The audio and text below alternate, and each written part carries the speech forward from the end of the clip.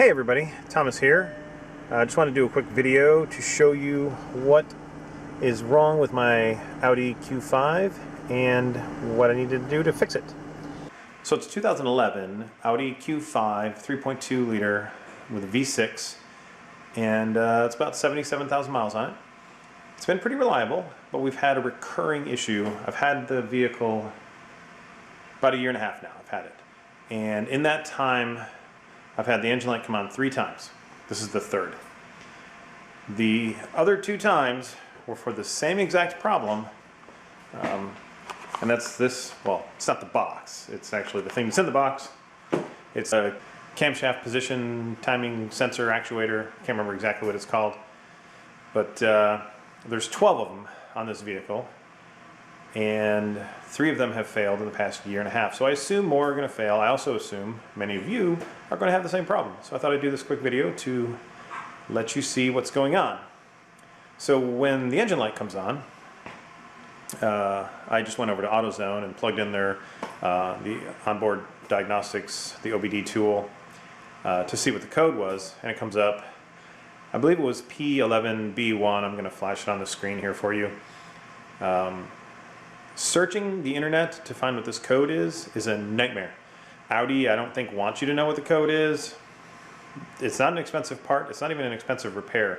I found one website on the entire internet that actually had the code. I'm going to link that website down below so you guys can go to it. It's got all the different fault codes, VW Audi, and some other set of codes. So it takes forever to find this code and to find out what it is.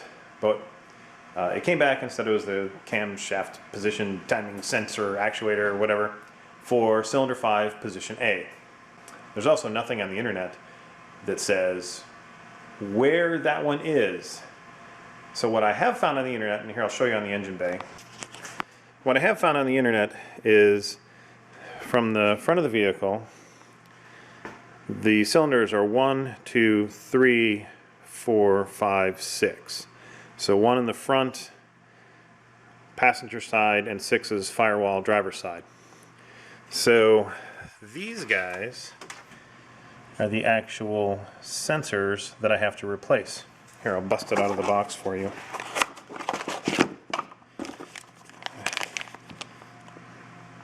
So this is according to the box, it's a Stuck.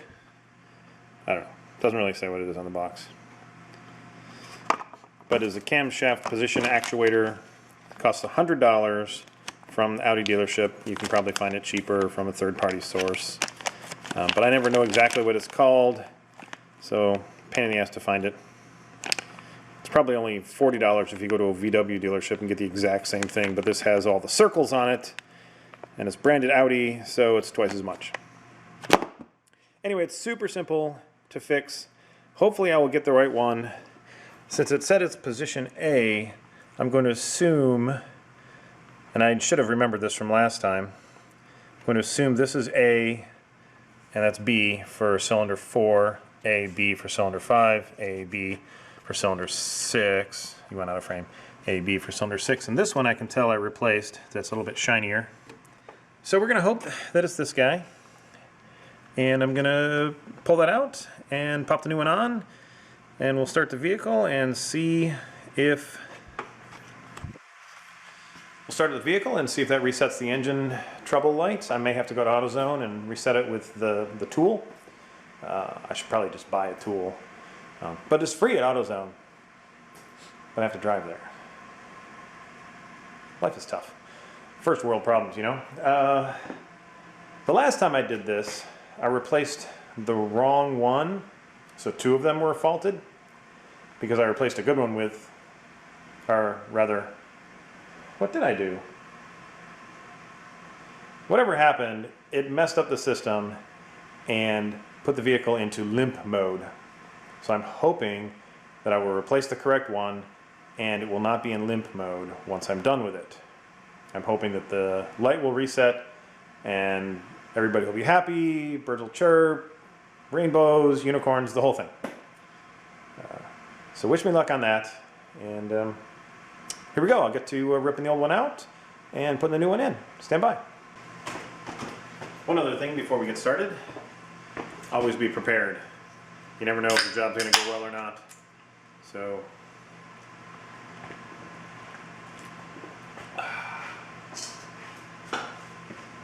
now I'm ready. Let's get going. Alright guys, so this is held on with a T25 Torx, and there is just a simple clip here that connects the power of the sensor to the computer.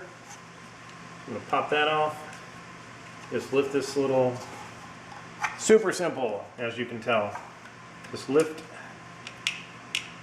and out it comes. So this little tab just gets pulled up and then the whole thing lifts out. There we go. The hardest part about this is not dropping that bolt down into the engine bay.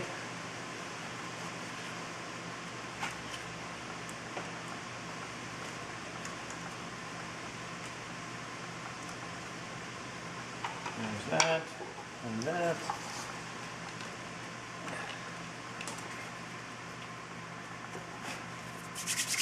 Engine's still a little hot. Should have waited.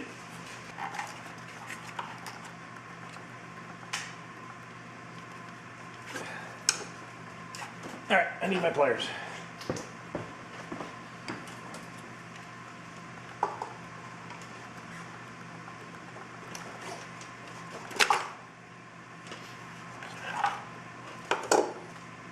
Not sure if that's in frame, so there you go.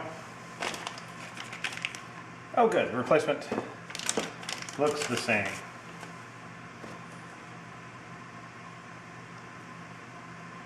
That is the guy. All right. That is just sets down in there. Line up the hole. Don't drop the bolt.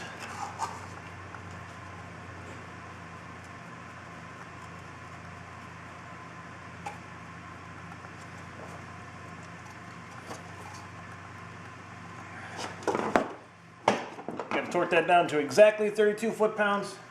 I have no idea. Made that up. It's probably actually much less than that. And we'll get this clip back in, which is not always super easy. There we go. Push that down. Clip is in. Job is done. So you can see over here the Torx screw. And this one, there's the Torx. Just that. That's all you need. Unscrew that. Here's the clip. Again, the clip, you just pull that tab up and the whole clip comes out. Okay, moment of truth, guys. Let's see what happens when we start the vehicle. Well, the check engine light is still on, so maybe a trip to AutoZone, see if we can reset that. Hopefully I didn't change the wrong one. I'm not going to throw the old one away just in case that one is good, so I can swap it out with the actual one that's broken. So we'll see what happens. Stay tuned.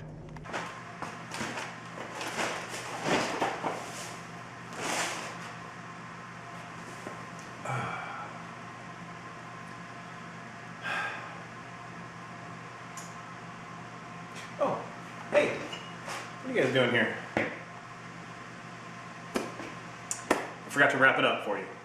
So that was all I needed, was just to go down to the AutoZone, Advanced Auto, whoever, and plug in the OBD tool and reset the code. It's all good. Vehicle's running great. So this is probably the easiest do-it-at-home fix you guys can do on the Audi. Even easier than an oil change. Basically, really one tool and pliers if you need. And maybe 10 minutes. Of course, it takes a trip to the auto parts place to reset the actual fault code.